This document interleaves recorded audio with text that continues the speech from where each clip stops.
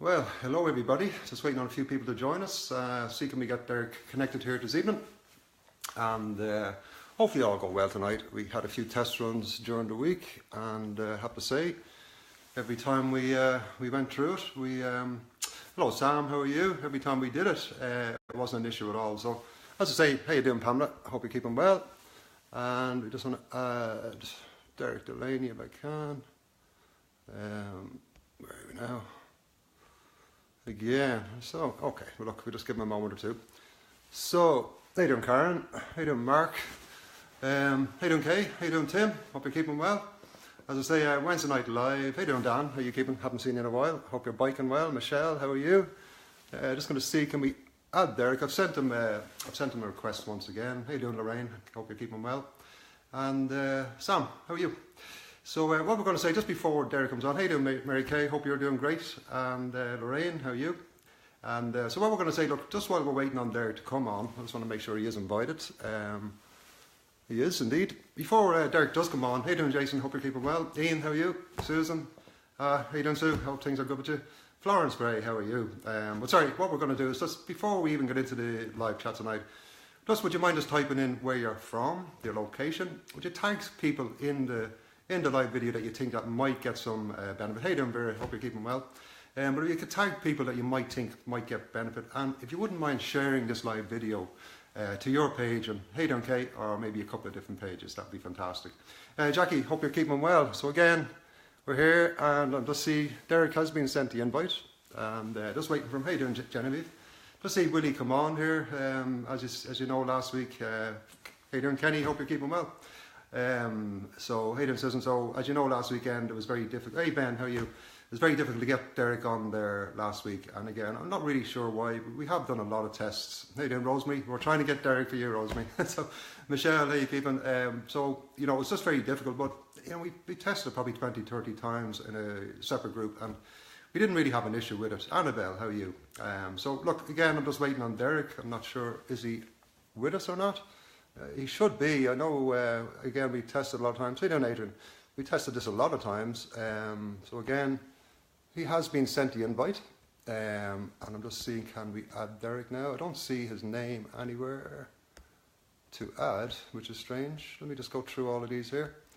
So it's like he's just not online just yet. Well, anyway, look, we'll wait and see does he come on. If he doesn't come on, again, you're stuck with myself once again. So. Wayne, how you keeping? Hope all is good with you, Wayne. So Mary Kay from Dublin is right. So again, we're just asking people, would you mind just maybe just, you know, tag, you know, where you're from, what part of the country you're coming from, or watching from even. If you think there's anybody out there that might get some benefit, you just tag them in the live broadcast. And maybe, Wicklow, fantastic. If you maybe just share this, how you doing Stephen? You just share this on your own page, or maybe to a couple of friends' pages, or maybe even a group, that would be fantastic. So again, I don't know, here we go again. Every time we've done this in the last couple of nights, we've been testing it, and it's worked no problem whatsoever. But, you know, it's proven a little bit difficult once again. So it is. But again, I'm just scrolling through here, and again, I just don't see him watching. So maybe he's planning on letting me do it myself again. I don't know. But just a couple of updates for you from since last Wednesday. Well, yeah, so that's fantastic. Just to see where the people are watching from is great. But just to update you, I suppose, what have I been up to since last week? Well, I've, you know, 3-4 busy days. How you doing, Louise? 3 or 4 busy days in the clinic, seeing people for a range of different things. Panic attacks, weight loss with smoking. Derek has just texted me there going, Facebook won't work. So, here we go. But look, Derek, just keep trying, and that's all I say to you. But just keep, as I say, keep trying Derek and see what happens. I'm sort of reluctant to stop the video and restart it to see can we connect. There might be another option where Derek actually sets off the broadcast and adds me, but it's just proven a little bit tricky, you know. And believe me, how you doing, Nuno? Hope you're keeping well. Believe me, when we say we tested this probably 20, 30 times since last Wednesday night, we have. And, you know, I'd say 25 times out of 30, it was no problem every time. But Derek just sent me a message there, popped up on the top of my screen, Facebook won't work. So maybe Derek, if you just want to maybe switch off your phone, reset it and see can you get on. But anyway, what have I been up to? Okay. I'm located in the Drogheda Medical Clinic on the Dublin Road in County Down. Beautiful, beautiful clinic. And I work alongside Oliver Lynn and his team. And what a brilliant place it really, really is. There's a range of different things people come there for. But I'm sort of like the mind man, I suppose, when it comes to seeing people for, again, a range of different things. You know, it's a really incredible thing. Anything from anger issues, anger management, you know, panic attacks, confidence. Something that's really, really, really obvious to me lately is people's own emotional value is very, very low. It's at zero for a lot of people. And, you know, that's something I am doing a lot of work on. And we are going to bring you a show based on that very, very soon. But so what have I been at? Yeah, I've been working hard. I've been, you know, helping people, removing panic attacks. And I know people might go removing them. That's very difficult. But again, I always argue that when you follow the process, when you do it the right way, when you know what you're looking for, and you test your work. Okay, Derek is saying he's back online. So I'm going to see, can I invite him again? I have to say, I miss the old devil, so I do. But so, you know, it might be hard to believe, because I know anybody out there with panic attacks, you've probably gone through all the different routes. And, you know, I'm not here to knock anything. I'm here to talk about hypnosis and only hypnosis, okay? So make sure that, you know, hey down, Lauren, how are you? But I'm here to talk about hypnosis, only hypnosis, but more than that, I'm here to talk about the mind, the model of the mind, how it works, how it interacts with different parts, the conscious mind, the subconscious mind, and the unconscious mind. It's funny, I go into a lot of, you know, these anxiety groups in America and UK and Ireland, and it really, you know, God love the people in those groups, because I think it's just a big shame that, you know, no one's ever took the time to educate people. Hey there, Aidan, sorry, thanks for tuning in. But no one's actually just taken the time to sit down with these people. And, okay, so Derek is actually watching. Let's see what happens. Okay. This hopefully he's coming on there. So Derek has said he's watching me now. Hey there, James. So hopefully, there he is. Do you know something? I don't know. I really don't know. Oh, Derek, Facebook wouldn't work there for a minute either. God save us and bless us. Do you know what, Derek? I was actually getting used to that. I'm actually enjoying it. Yeah, I'd say you probably were, Karl. You probably do. You probably do just as well in your own anyway, mate. I'm joking. No, I was just saying to people, look, before we get into this, a really great show tonight. I'm really, really looking forward to it. The amount of messages we've got during the week, I have to say I'm taken back. Lots of people coming to us, contacting us individually. Derek operates in Sligo and Letterkenny there with Irish Hypnosis. Myself, as I said earlier on, Irish Hypnosis and all that. Again, this is not about sales, but just to let you know, this is where we operate from, okay? And just saying, Derek, there, you know, just basically my week and what I've been doing in the clinic and such, you know, and just seeing people from a range of different things. And I sort of get into talking then about, you know, for me and you and people in Irish Hypnosis and the Institute of Clinical Therapy, we totally understand panic attacks. We really understand depression. We work with it on a daily basis, and we do have the solutions. And, you know, I'm not saying that, you know, I'm not just flippantly saying that. It's based on results. And so, Rosemary, you happy? Rosemary missed you last week, Derek. She's just on there now. But it's genuine, you know. And what I'm trying to say to you is, the people, what I'm motivated about most, Derek, to come on a Wednesday night is to share our knowledge. That's what this is all about, you know, and answer any questions for people. But I have to say, just go back to this, Derek. I'll let you talk now in a minute. But to get back to this, you know, all your messages of encouragement, I swear, you know, it just, for me, it tells us, yeah, we're doing the right thing, you know. But we would urge you, if you wouldn't mind, just sharing this, you know, live video as it's live, just go down to share. You know, share it to a page, share it to your own page, or maybe a friend's page that might get some benefit. Maybe type in where you're from. We just love to see where all the people are watching from, and also you can tag people as well. And also don't forget, send us some messages of what you would like us to cover, because I know over the next, this is going on indefinitely as far as I'm concerned, unless something major happens on a Wednesday night and we can't actually do it. As far as me and Derek are concerned, this is just going to be a weekly thing, you know. And we're going to cover so many different things that will, you know, really, really, you know, I hope educate people out there to see that there is an alternative, there is a different way, you know. So Derek, anyway, so the last time I seen this man was in the City West Hotel last weekend for the Institute of Clinical Lipotherapy, and what a great weekend. I know there's a couple of students there watching, and well done everybody. Have to say, you know, people in the foundation, their first weekend, stunning job, fantastic. Kenny Faulkner, the trainer, fantastic. Derek, you had the pleasure of having people on level 2 for what we call analytical regression. So again, a fantastic job as always, Derek. And again, I seen a difference in those people when they went into level 2. For them, the penny just dropped, they got it. And they're on the road now to help heal people all around the place. And I had the pleasure of doing an introduction day. So basically it's for people that want to come in, they want to find out a bit more about the training itself, the modules, but more importantly, can they do it, and what can it be used for as a therapeutic tool? So Derek, I'm just going to come on to you now in a second. So I know you're watching last weekend, or sorry, I keep saying weekend, I know you're watching last Wednesday. And so you have a fair good idea what I was talking about. But I just want to ask you, Derek, I know because we were talking last Sunday and you were saying, funny enough, you've had to have Celine, how are you keeping? You had a few clients in. It was just by chance you had 2 or 3 clients in with claustrophobia in the last week or two. So would you mind just sharing with us, Derek, you know, your observations and, you know, basically what was affecting the person, what has stopped them doing, how long they had it, and what was the route to success? Would you mind just sharing that with us, Derek? Oh, well, of course, Karl. Well, as I was saying, you know, I did have a fair few clients who were in for claustrophobia, fear of flying, different issues like that. And funny, I was telling the students at the weekend as well, you know, during the analytical regression weekend, because that's what we were doing, obviously, is about one of them in particular, a lovely lady.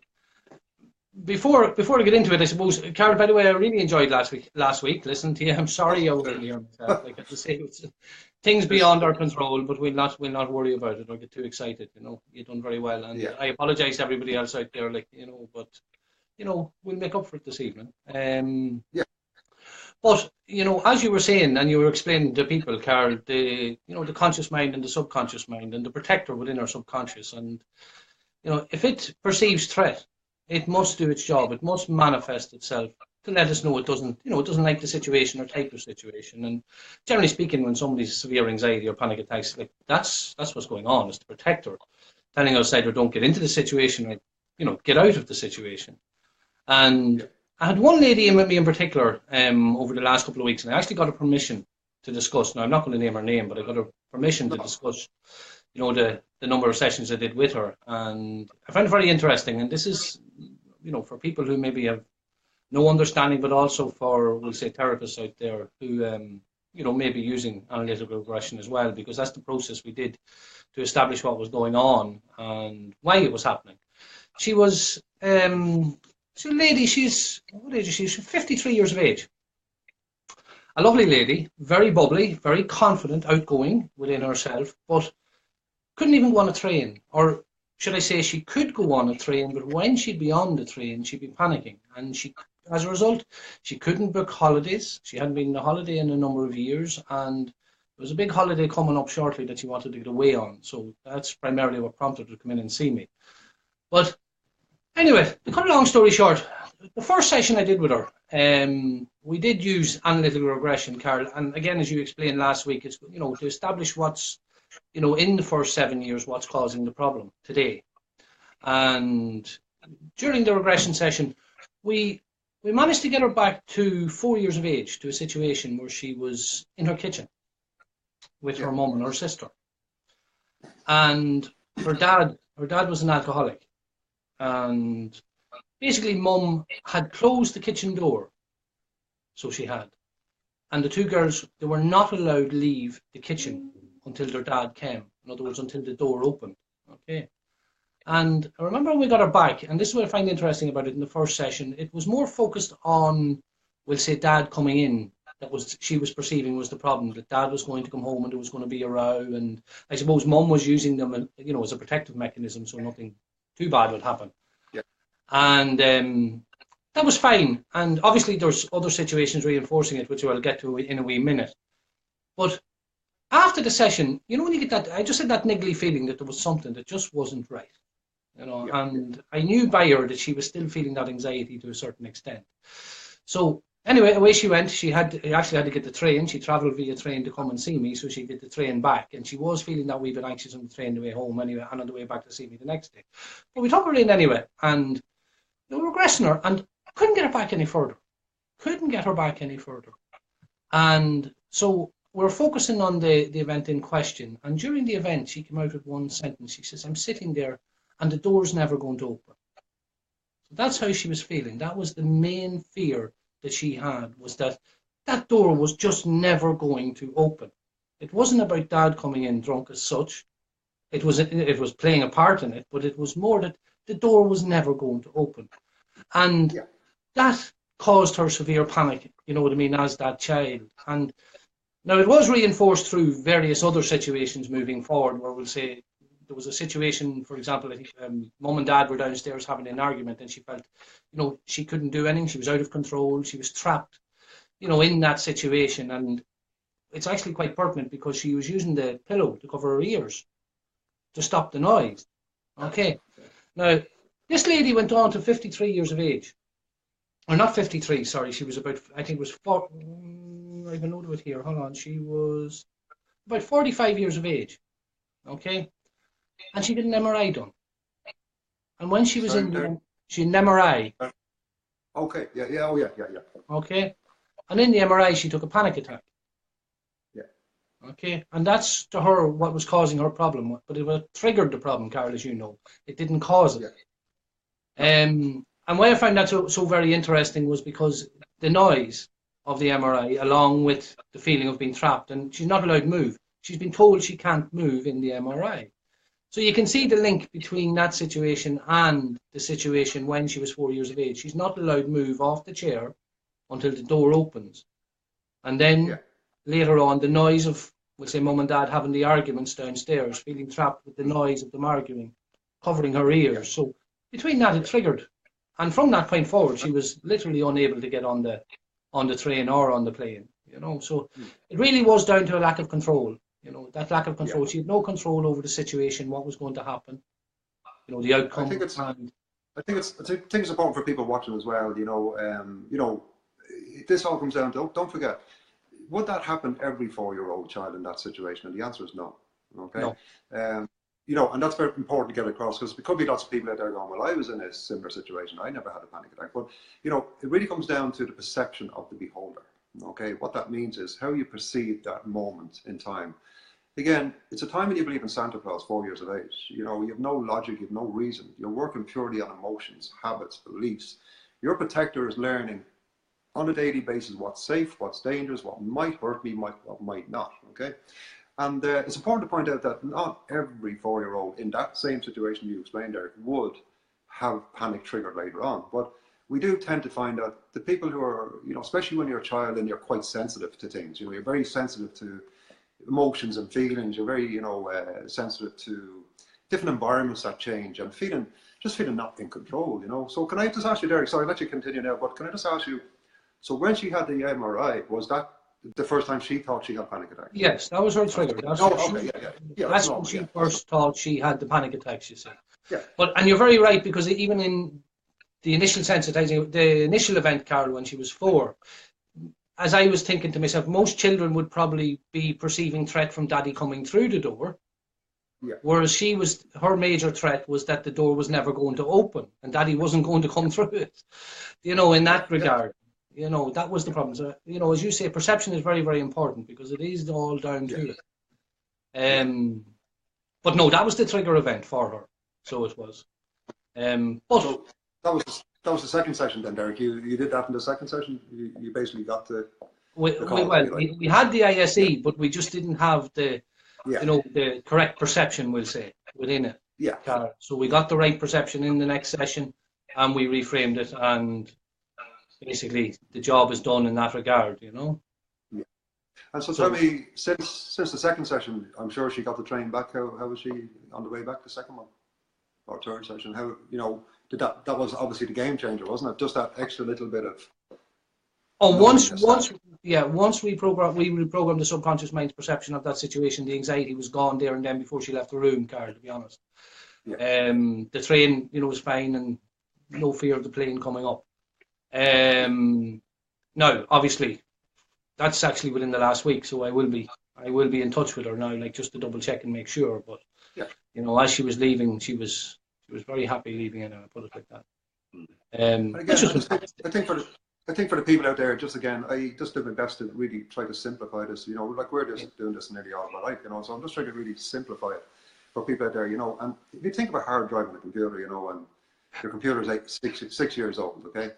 But, you know, it got a virus on the hard drive. So every time you open up your email, the whole computer shuts down. It just closes. Every time you open up Outlook or something like that. Now, if you open up Yahoo, it's fine, but if you open up Outlook, it just crashes. And every time that happens, so what that suggests to you is that there's a virus on the hard drive. There's information on that hard drive that's corrupt, if you like, okay? So therefore, the trigger is when you go on to Outlook emails. That's the trigger for the crash, okay? So just when Derek's talking about their reprogramming, this is very similar with the human mind because the subconscious mind is reprogrammable, okay? You can actually reprogram the mind, okay? So basically, if you bring that computer into an expert in, in a PC shop or something like that, he'll have the information, he'll have the tools to go back and find where that virus lives on the hard drive. And once he uninstalls it, well, then the emails can't crash anymore, okay? And that's no different to what Derek is saying here. So basically, Derek went back through that lady's hard drive, found at 4 years of age that through her perception in an event that she was trapped, okay? And that door might not ever open again, okay? And that's where that horrible feeling came from. It was re-triggered when she was 45 in an MRI. So between 4 and 45, she didn't experience this. But when she was in a very similar situation, which matched being 4 years of age, the subconscious mind said, well, I'm going to respond the exact same way. It caused panic to let that lady know to get away. It's completely irrational, illogical. But having said that, the same part of that lady that was doing that in the train or in the MRI is the same part of that lady that if she walked out in front of a car and it went beep, she'd get the shock. It's the same part. It protects us in so many great ways. But if we go into stressful situations at a young age, and claustrophobia is only one of hundreds of different things. But, and it's an incredible thing to see. But if we go into that place where we feel our survival is threatened or something bad's going to happen to us, well, then we must panic. You got to panic. And again, as Derek says, that was re-triggered again at 45. And then for, the last 8 years, she can't go on trains or I'm sure crowds and all that stuff was very uncomfortable. Would that be fair? No, that's 100%, yeah. As you say, yeah. Her subconscious mind literally perceived, it might as well, there might as well have been a tiger, Karl, as I do say in the clinic, there might as well have been a tiger waiting to eat it, or eat her. Yeah. It was the same reaction. Her subconscious is not logical or rational. The conscious mind is logical and rational. Yeah. But our subconscious is... Would you explain to people, Derek, what was our symptoms like? What was our physical symptoms in that moment where she panicked? Because we know there's a list of different, there's tons of different symptoms, but we find that not all symptoms affect everybody the exact same. As in, some people might need the toilet when they feel anxiety. Some people might, feel like they have to run or faint, so there's many different symptoms. Could you just explain to the people out there, Derek, what this woman suffered in a situation where she felt trapped? Okay, well, basically what was happening, her mind would start racing, okay? Then you're looking at her heart pounding, feeling like there's pressure on her chest and on her shoulders. She was feeling warm, hot, and the head pounding and pulsing, okay? They were her symptoms. Now, they're similar to a lot of people. There's a couple of ones that are slightly different to some people. Well, everybody's different, I suppose, but everybody's the same. It's the physical manifestation, a rush of adrenaline, but the head pounding and pulsing is one that we don't always get. Somebody suffering with anxiety or panic attacks. But they were her symptoms. So that was her subconscious mind letting her know, no, I don't like this, get me out of here, or don't put me into this situation.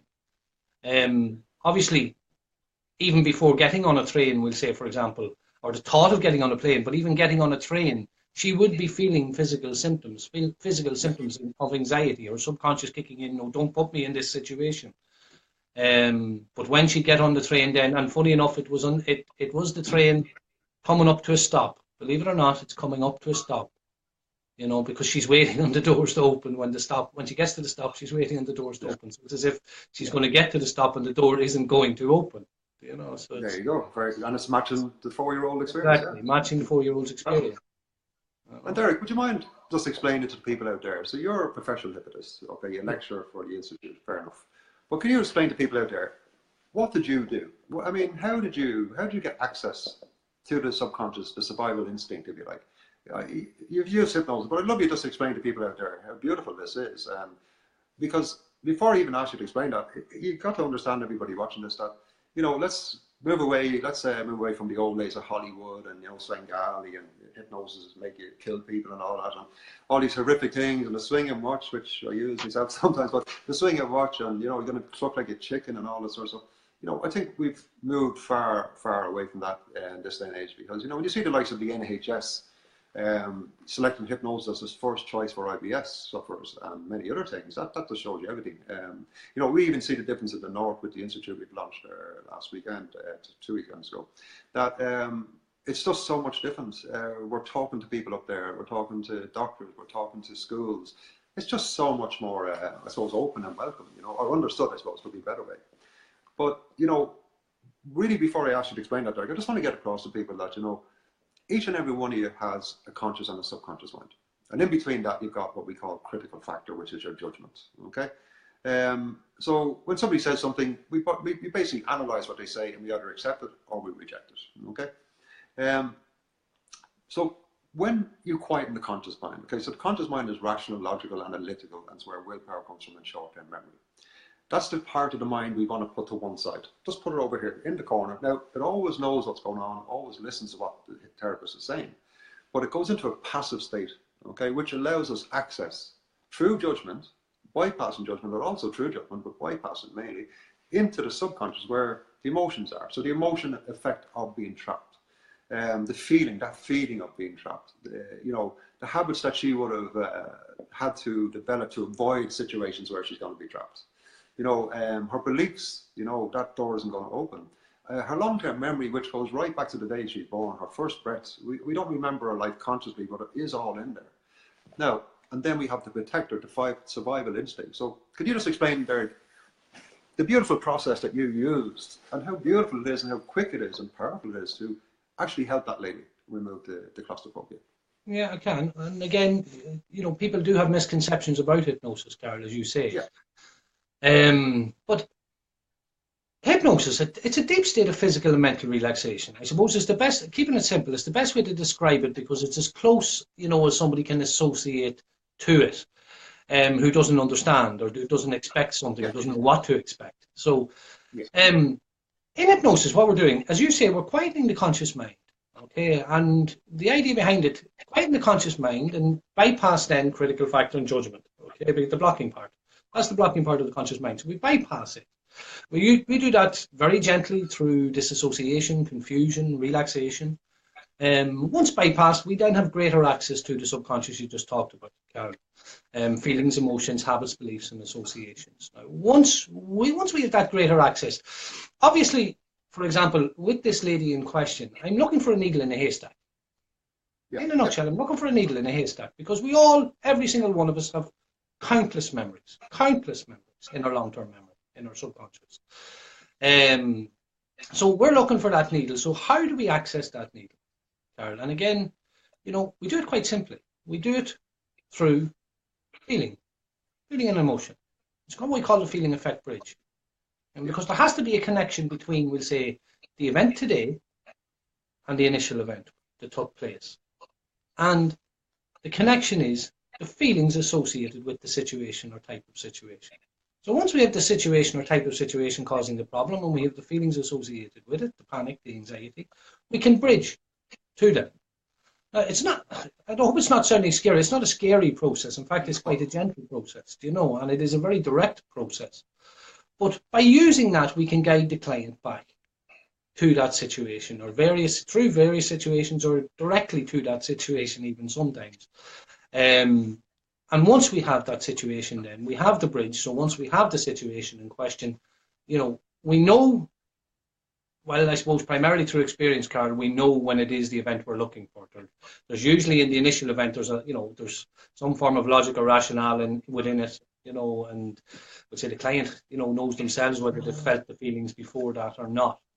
But once we find that situation, we reprogram the subconscious mind's perception of it. And again, we do it very, very gently.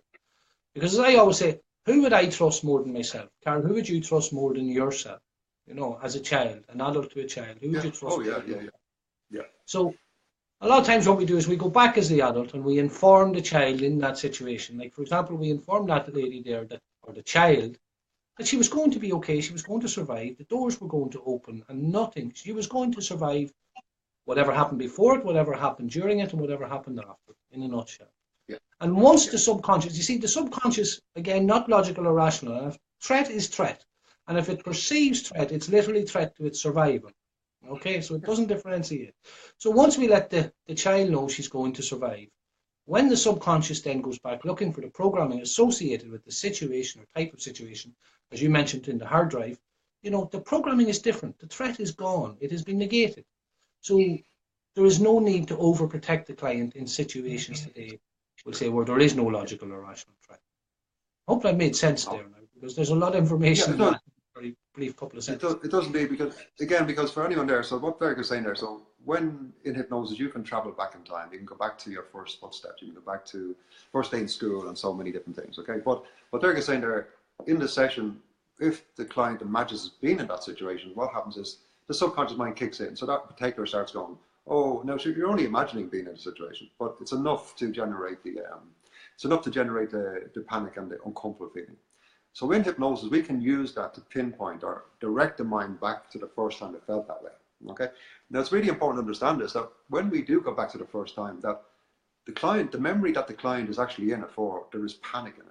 The sheer panic that that child felt on that day, it's actually still the same, still live. So what Derek is saying there, that with the adult awareness, we can get the adult in the chair to, you know, go back to the little child before she locked in the room, tell her that daddy's coming home, nothing bad's going to happen. You're going to live to the age of 53, guaranteed nothing bad is ever going to happen up to at least the age of 53. And what that does is it rewrites the memory. It rewrites the memory in the long term. So therefore, when the lady is then thinking about getting on the train, the subconscious goes back and says, well, how did I react? I go, oh, I survived, everything's fine, I'm cool, and there's no issue. And it's a beautiful process, you know. You know, so, and again, it's really important to understand that, you know, and again, here's a good example of it. We've all experienced this. So what we're talking about is that if we have an image, we can ask the subconscious mind to go back to another time we felt that feeling, if you like, okay? Now, everybody out there, I'm sure you've been in a situation before where a song come on the radio and it brings you back to being 15 years of age. You know, you just go back and your memory goes back to that time in your life. It's called regression, okay? Or walking by a shop and you get a certain smell and can bring you right back to a time in your life. For me, aniseed balls, believe it or not, it's something that I used to very, very slyly put into my mouth when I was in school, like that. But I was going through some tough times in school, and for me, the taste of aniseed was, it's sort of attached to or associated with, I don't know, my own safety or something. It's like a soothing, if you like. It soothed me in that situation where I knew I was probably going to get kicked on the way home and such, you know. But sorry, that's sort of deviating there. But the whole point of this is that, you know, you speak to people every day, and I speak to people every day, and you know, we're all caught up with this. You know, that we represent ourselves today, but nothing in the past has ever bothered us.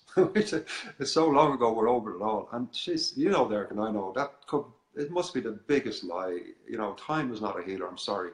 Time will allow you to get so used to a feeling that you forget that the feeling's there. You know, you get so used to, you know, a negative energy or feeling that maybe someone's hurt you 30 years ago, and now 30 years later you're there going, and you look back and go, I'm over that. But that's not true. Because that feeling that happened 30 years ago is contributing to the quality of your life today. It's just very, very subtle.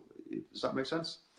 Because you know, Derek, and I know, we see clients every day in the clinic, and when they start talking about certain things, next of all, tears will come out. Okay, and now they're talking about something that was 40 years ago, 30 years ago. So what that says is, when they put the mind on the image, the mind responds and the emotion kicks in the way it did at the time.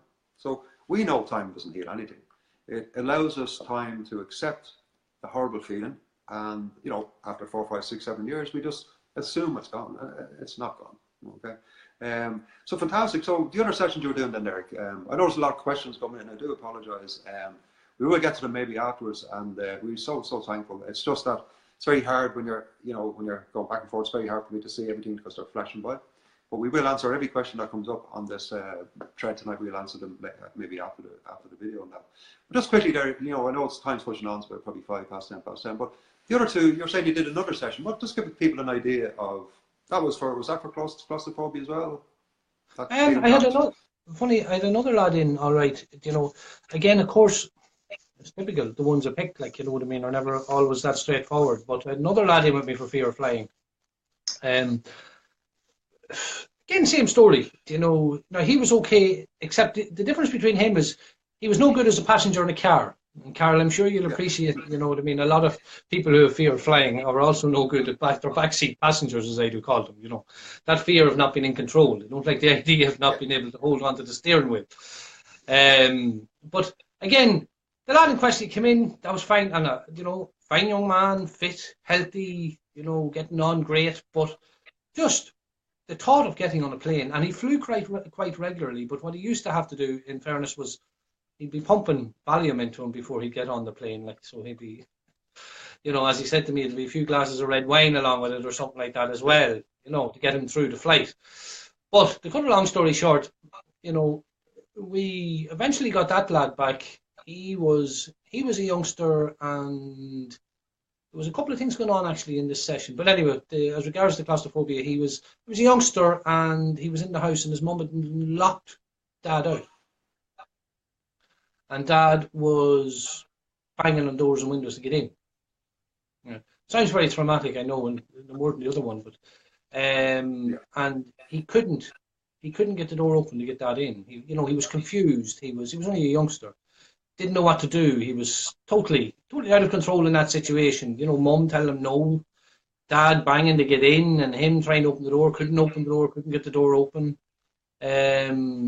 Just pure confusion and panic for the wee fella, like. And there was a few other situations obviously reinforcing it. I think it was car accident and different things like that, as far as I can remember. I'm not 100% sure on that one. yeah, But again, the same principle, the same idea, that total lack of control, absolute yeah, lack of control, confusion, fear. And actually, there was a bit of what we call classical conditioning. Karl, I'll let you explain this in a second. yeah, But when he was on a flight, you know what I mean, as a youngster, he took a panic attack, and all of a sudden he was being laughed at. You know, they were laughing at him. So all of a sudden he developed not only the fear of not being in control, but also, when not being in control, the fear of being judged negatively as a result. So there was a couple of things ended up going on with him in that regard. But and again, that's a lad who was in with me a lot of weeks back, all right. Like, he flew to England and back. He was fine. But again, just down to that absolute fear, that lack of control, not being in control of the situation, which yeah. I find with fear of flying is very prominent. Okay. You know. And again, just for people, again, look, if we can explain this any better to you, please let us know. Or we sort of have two different minds. One is in the training room, one is in the clinic, and one is talking to your wonderful people out there. But just on the page, we're going to wrap it up now in a couple of minutes. But on the page there, we put up a poll. I put up a poll there in the Karl Anthony page 2 days ago. Thing really, really interesting, and it was basically asking people out there, which topic would you like us to cover? Now, I only put up 2 topics for a reason. I put up panic attacks and depression, and the last time I checked, depression was winning by a mile. So a lot of people out there want to find out what is depression. And again, we speak about hypnosis, only hypnosis. Again, always talking about, and the mind, we talk about that. We're not talking about medication or any other form of help like that. But based on our experience, and again, we do have the results, we do have the change. And I think you'd be shocked to understand how simple depression actually is. It's, you can with all this, chemical imbalances and all that, that's fair enough. But every time your mind has a different image or a different emotion or feeling, your chemicals change anyway, So look, we can go into that word again. But so far on that poll, a lot of people want us to talk about depression. I'm really excited. It's one of my favorite things to explain to people, an emotional value as such, So if you haven't been on the poll, just go in and just select which one you'd like us to talk about, And again, just before we sign off, fantastic. I'm delighted to have you on board. I really missed you last week, so I did. No, I enjoy doing it myself, but I sort of just missed the crack, banter back and forth. Yeah. So next week, we're either going to be talking about depression or panic attacks. Again, we just urge anybody out there that if we can help anybody, that even if they can hear some words from us that might just get them to think differently or want to find out more, contact us, So again, if you happen to say there, Derek, before we just sign off for tonight. Karl, you've already said at the beginning, you know what I mean, we're here just to explain what we do, why we do it, and just help make people aware that, it doesn't have to be that way. That's all. There's a reason behind every reaction. Okay, and if we can maybe just make a few people aware of it, and if there's anybody else out there that knows of anybody else that may be suffering in some shape or form, you mentioned depression there, Karl, it's getting very, very common, it's getting very prominent, and people are, but there is another way, there is help. And may it be through hypnotherapy or something else, you know what I mean? You know, reach out. That's all I got to say. There is a tsunami of broken people coming, and I'm sorry if that sounds terrible, but it's true. Especially, like, I mean, as I said, we spoke about this on the first week, Derek, that, you know, you go back to when we started, I'll answer your question now, Ben, but when we started many years ago, Derek, you know, it was all bread and butter stuff, quit smoking, weight loss, you know, all that sort of stuff, and, you know, percentage of your week was, you know, anxiety or panic or, you know, depression or anger. I'll be honest with you, it's 90% now depression, panic attacks, and so on. It's just completely flipped, you know, and which is incredible, you know. I've just seen a question there from Ben, and must answer it. Ben is asking you, Derek, and me, how long it took us to learn the element when we started. But oh God. Yeah, strange question, but not strange. Sorry, for me it was the answer is going to be strange because we basically engineered the element inductions ourselves. So if you look at the original, sorry, just going to answer Ben's question there. If you go, Ben, and look at the original day of element induction and look at ours, it's completely different. Because we had to re-engineer it for the Irish mind, which is a compliment to everybody out there in Ireland, by the way. It's just that the Irish people live oh, definitely. Oh, yeah. You can hypnotize an Irishman, you can hypnotize anybody. yeah, that's it, you know. So, but I say, Ben, you started your course last weekend. We wouldn't expect you to know it off by heart till another 5 months. So you're okay. Okay, but so yeah, look, you know, next Wednesday 9:30. Please just keep, you know, sharing, supporting us. We love it. I truly love coming on. You know, people ask me, do I not get sick of doing this? I'm doing it in a clinic. I'm doing it in the institute. It's all I do. Run Irish hypnosis and such. But for me, if, as you said, I think the first week too, Derek, if you know, if a couple of people can help change their lives based on what we're talking about, and they can, isn't it all worth it? You know, we have children. We know the challenges that they face growing up. You know, and out there, you know, I suppose any parents out there, my heart goes out because the way the life is today, it's all designed to go against the human being. It's all designed to go against how we operate. We're social creatures. We need attachment. We need bonding. We need recognition. We need all of these standard things that makes a human grow. And again, I explained this to somebody there today that you know, we all focus on financial value, and we're programmed to do it. And you know, you mightn't believe this, but from you watching Disney cartoons, right up through all your TV, all through your, like, sorry, let me explain that a little bit better. I did a lot of study before on mind control, okay, because I'm always curious to see how different countries and different agencies, if you like, attempted to control the human mind. And it's horrific. A lot of it's horrific. You know, you're going right back a couple of centuries or more. And, you know, it's everything from waterboarding, you know, pouring water and teeth out of the mouth, from hypnosis, LSD, drugs, manipulation, electric shocks to the brain, torture. I mean, the whole list was endless, okay? But they never, ever come up with something that would control the human mind for a lifetime. Until this one thing, and everybody has one, TV programming.